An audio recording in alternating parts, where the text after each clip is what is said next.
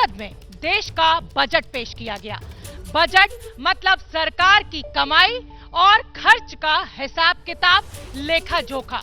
लेकिन जिस शब्द ने सबसे ज्यादा ध्यान खींचा, उस शब्द का इस्तेमाल बजट में पहली बार हुआ। वित्त मंत्री निर्मला सीतारमण ने कहा कि इस वित्तीय वर्ष में डिजिटल करेंसी लॉन्च की जाएगी। साथ ही वित्त मंत्री ने यह भी कहा कि क्रिप्टो करेंसी में जो लोग निवेश कर रहे हैं उन्हें अब 30% का टैक्स देना होगा।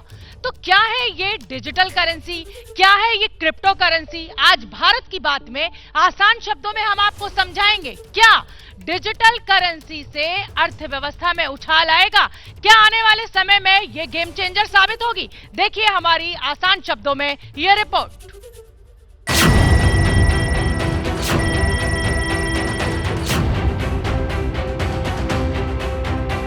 Central bank digital currency will give a big boost to digital economy.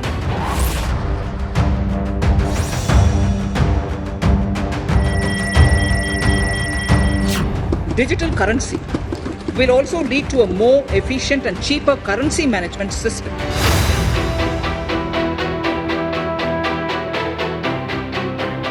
To be issued by the Reserve Bank of India starting 2022. अब ये मैप्ड है और कैप्ड है। बिटकॉइन, डॉजकॉइन, क्रिप्टो करेंसी, ये नाम तो हिंदुस्तान पिछले कई साल से सुन रहा था, लेकिन देश की संसद में पेश किए बजट में डिजिटल करेंसी ने पहली बार दस्तक दी है। देश की वित्त मंत्री निर्मला सीतारमण ने ऐलान कर दिया कि अप्रैल में शुरू हो रहे वित्तीय वर्ष में भारत को अपनी डिजिटल करेंसी मिल जाएगी। Introduction of a central bank digital currency will give a big boost to digital economy. Digital currency will also lead to a more efficient and cheaper currency management system.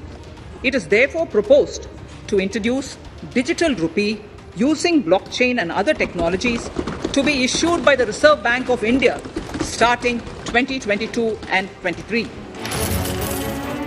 मतलब digital रुपए से आप shopping कर पाएंगे और ration भी खरीद पाएंगे। वित्त मंत्री के मुताबिक भारतीय रिजर्व बैंक ने भारतीय डिजिटल करेंसी लॉन्च करने की पूरी तैयारी कर ली है। भारतीय डिजिटल करेंसी दुनिया भर में चल रही क्रिप्टो करेंसी और बिटकॉइन जैसे काम करेगी। फर्क सिर्फ इतना होगा कि ये सरकारी करेंसी होगी और इस पर कानूनी ठप्पा होगा। क्रिप्टो करेंसी का क्या लीगल स्टेटस बदल जाएगा? क्या ये लीगलाइज करने के और पहला कदम है सरकार का आज? अनौपचारिक तरीके से आपको याद होगा कि क्रिप्टो करेंसी को लेके एक बिल आने वाली थी 2021 में, जो आ नहीं पाई क्योंकि इसके ऊपर बहुत सारी शंकाएं जाहिर की गई। तो अब जहां जिस चीज़ को आप टैक्स करने लगते हो, जिस पर सरकार टैक्स लेती है, उसका कहीं ना कहीं आपने उसे एक अमली जामा पहना दिया है। और दूसरी बात आपने देखी कि अब बिटकॉइन पर आधारित, जिस पे क्रिप्टो करेंसी आधारित है, बिटकॉइन पर आधारित रिजर्व बैंक ऑफ इंडिया भी अपनी एक डिजिटल एसेट लाएगी, डिजिटल करेंसी लाएगी। तो कहीं ना कहीं क्रिप्टो करेंसी को भी एक औपचारिक तरीके से अमली जामा पहना दिया गया है। अब आइए क्रिप्टो करेंसी पर। वित्त मंत्री ने देश की डिजिटल करेंसी लॉन्च करने के साथ ही एक और महत्वपूर्ण ऐलान किया है। पहले सुन लेते हैं। Scheme for taxation of virtual digital assets. There has been a phenomenal increase in transaction in virtual digital assets. The magnitude and frequency of these transactions have made it imperative to provide for a specific tax regime. Accordingly, for the taxation of virtual digital assets, I propose to provide that any income from transfer of any virtual digital asset shall be taxed at the rate of 30%, 30%. No deduction in respect of any expenditure or allowance shall be allowed while computing such income except cost of acquisition. वित्त मंत्री निर्मला सीतारमण ने digital asset शब्द का इस्तेमाल किया, एक बार भी crypto currency शब्द का इस्तेमाल नहीं किया। गवर्नमेंट क्रिप्टो शब्द से बचना चाहती है, क्योंकि क्रिप्टो जो है उसका मीनिंग जो है कूट शब्द होता है। तो क्रिप्टो को वैसे भी गवर्नमेंट ने पहले भी इंटेंशन दे दिया था कि मैं क्रिप्टो को प्रमोट नहीं करना चाहती, इसलिए सरकार ने जो है वर्चुअल डिजिटल एसेट शब्द का प्रयोग किया और इसको अभी जो है हम बोलेंगे कि अपने दायरे में, अपने शिकंजे में लाने की कोशिश की है। लेकिन माना जा रहा है कि इस बयान के साथ ही क्रिप्टो करेंसी का औपचारिक परिचय भारतीय अर्थव्यवस्था से करा दिया गया है। वो कैसे, उसे समझिए। बजट में हुई घोषणा के मुताबिक डिजिटल एसेट रखने वालों को 30% टैक्स चुकाना होगा। यहाँ डिजिटल एसेट से मतलब क्रिप्टो करेंसी से है। क्रिप्टो करेंसी पर होने वाली कमाई पर 30% टैक्स लेगी सरकार।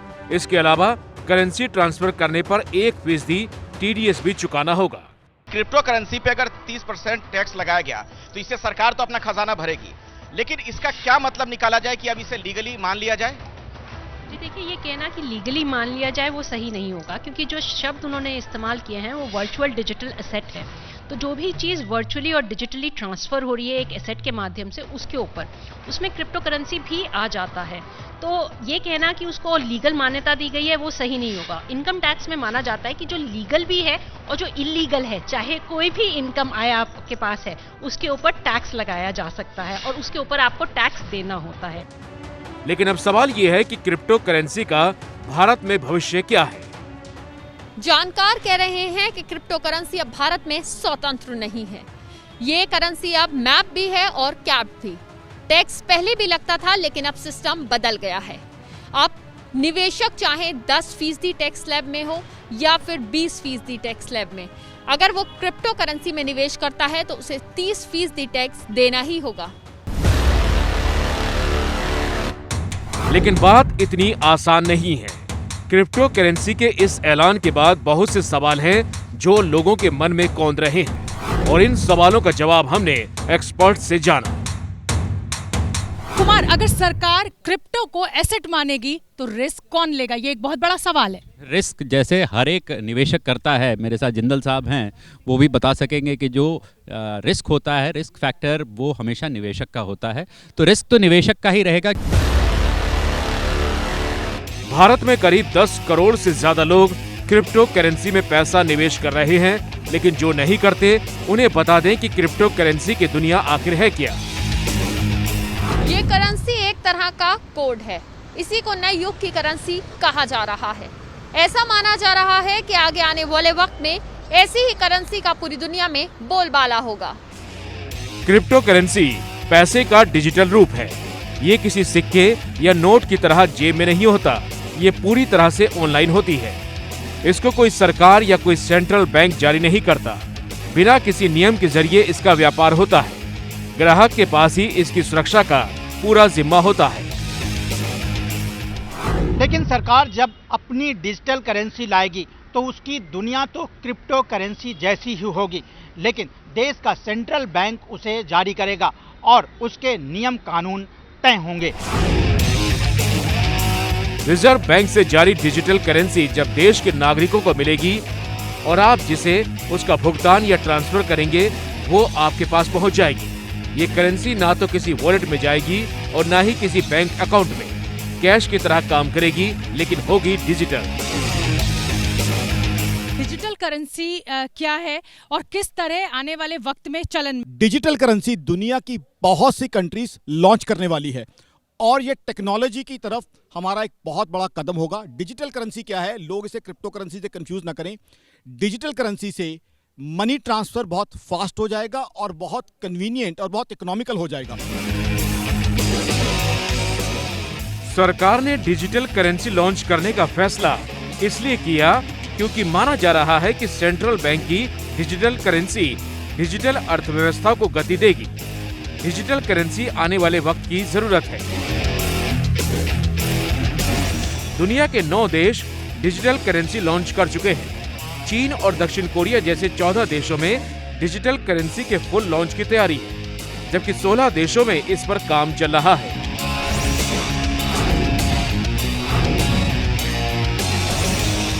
और सबसे जरूरी बात, reserve bank of India digital currency launch करता है तो उससे भारत को क्या फायदा होगा?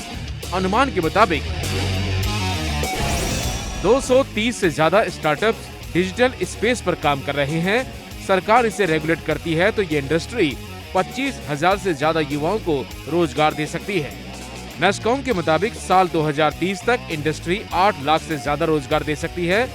नस्कॉम के मुताबिक भारत में डिजिटल करेंसी की इंडस्ट्री 14 लाख करोड़ का फायदा कर सकती है।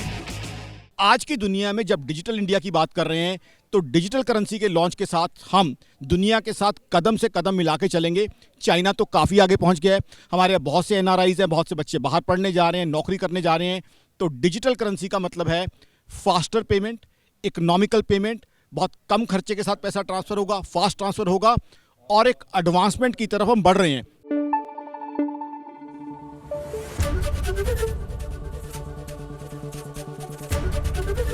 ABP न्यूज आपको रखे आगे।